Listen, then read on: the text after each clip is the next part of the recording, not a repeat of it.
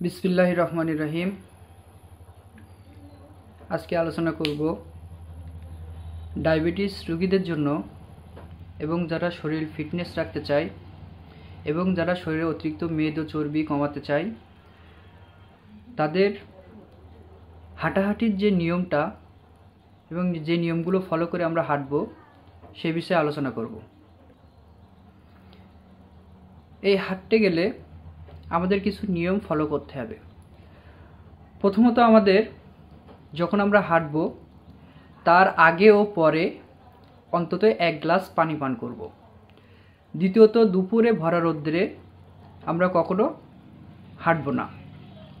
হাঁটার জন্য আমরা যে কোনো একটা সময় বেছে নেব, সকাল অথবা বিকাল।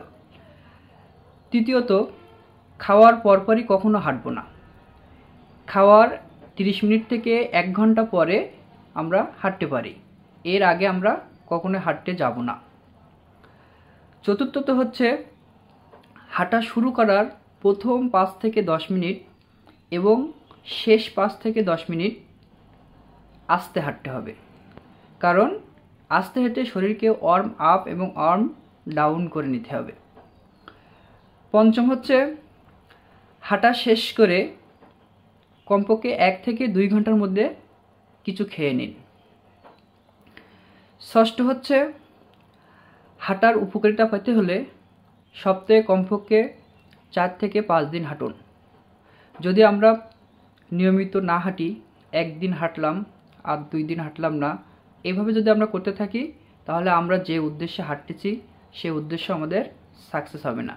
তাই আমাদের উদ্দেশ্য সাকসেস হতে গেলে সপ্তাহে কমপক্ষে 4 থেকে 5 দিন হাঁটতে হবে এবং নিয়ম করে হাঁটতে হবে।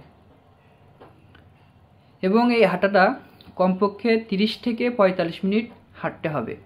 হাঁটাটা এমন দ্রুত হতে হবে যেন শরীর ঘেমে যায়। আমরা যদি এই নিয়মগুলো ফলো করে হাঁটতে পারি তাহলে আমাদের শারীরিক ফিটনেস, শরীরের মেদ ও চর্বি ও ডায়াবেটিস রোগীদের জন্য অনেক উপকার হবে। তাই আমরা অবশ্যই অনিয়ম করে না হেঁটে এই নিয়মগুলো মেনে আমরা অবশ্যই হাঁটব।